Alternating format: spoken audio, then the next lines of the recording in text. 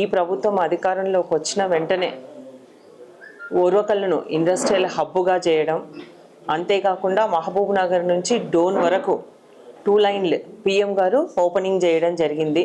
దాంతోపాటు మనకి ఎమ్గెనూరుకు కూడా టెక్స్టైల్స్ పార్క్ రావడం జరిగింది. అంతేకాకుండా తంగెడంచ కూడా సీడ్ హబ్గా తయారు చేస్తామని కూడా చెప్పడం జరుగుతూ ఉంది.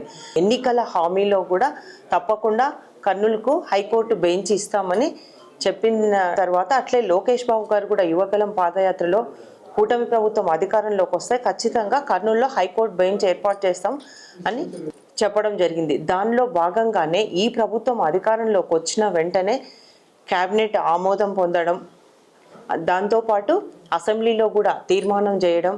మొన్ననే మీకు అందరికీ తెలుసు, మన హైకోర్టు రిజిస్టర్ గారు కర్నూలులో హైకోర్టు బెంచ్ పెట్టడానికి కావలసిన 15 మంది న్యాయమూర్తులకు, అలాగే అక్కడున్న అధికారులకు కావలసిన వసతులు అంటే భవనము కానీ వాళ్ళకున్న నివాస యోగ్యానికి అనువైన ప్రదేశాన్ని ఇవ్వమని మన కలెక్టర్ గారికి పంపడం జరిగింది. కర్నూలు జిల్లా కలెక్టర్ గారు ఒక్క రోజులోనే 24 గంటల్లోనే ఇక్కడ ప్రదేశాలని చూసి పంపడం జరిగింది. అంటే దీన్ని బట్టి మనకు అర్థమవుతా ఉంది ఈ ప్రభుత్వం అధికారంలోకి వచ్చిన తర్వాత ఇచ్చిన ప్రతి ఒక్క హామీని ఏ రకంగా ముందుకు తీసుకెళ్తా ఉందో.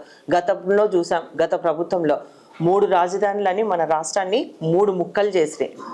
ఒకటి న్యాయ రాజధానిగా కర్నూలు చేస్తాము, అలాగే శాసన రాజధానిగా అమరావతిని, అలాగే పరిపాలనా రాజధానిగా విశాఖపట్నం అని చెప్పడం జరిగింది. కానీ చెప్పిన మాట ఏది కూడా ముందుకెళ్ళలేదు. ఈ ప్రభుత్వం వచ్చిన తర్వాతనే ఎంతగా అడుగులు వేస్తూ ఉందో మనకందరికీ తెలుసు. ఈ ప్రభుత్వం వచ్చిన తర్వాతనే ప్రతి ఒక్కటి ముందుకెళ్తా ఉంది. మనకు ఓర్వకల్ మండలంలో కూడా డ్రోన్ హబ్ తీసుకొని రావడం జరిగింది, డ్రోన్స్. అంతేకాకుండా సెమీ కండక్టర్ ఈ ప్రభుత్వం వచ్చిన తర్వాతనే మనకి ఎలక్ట్రిఫికేషన్ వెహికల్స్ కూడా రావడం జరుగుతూ ఉంది. కాబట్టి ఇవన్నీ ప్రతి ఒక్కటి చేసి చూపిస్తాం.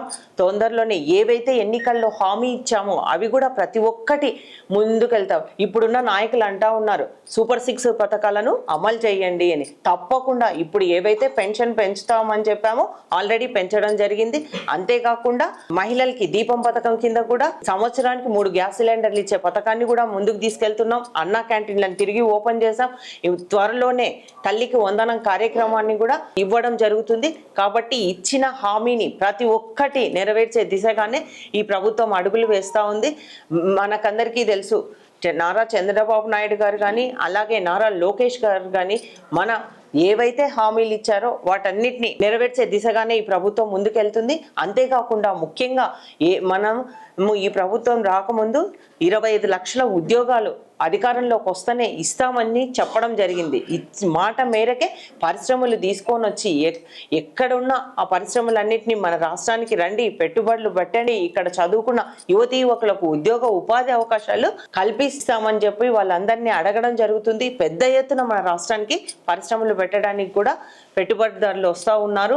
మొన్న దావోస్ పర్యటన కూడా వెళ్ళడం జరిగింది. అక్కడ కూడా అందరితో ఒప్పందాలు చేసుకొని రావడం జరుగుతుంది. కాబట్టి ఈ ప్రభుత్వం చిత్తశుద్ధితో పనిచేస్తూ ఉంది. మీలాగా మాటలు చెప్పి పోయే ప్రభుత్వం కాదు ఇది.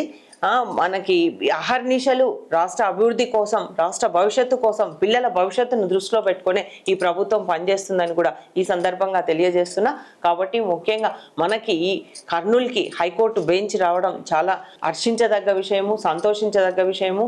గతంలో ఏదైతే మాట ఇచ్చారో ఆ మాట మేరకు ఈ కూటమి ప్రభుత్వము అడుగులు ముందుకేస్తుందని కూడా ఈ సందర్భంగా తెలియజేసుకుంటున్నాను.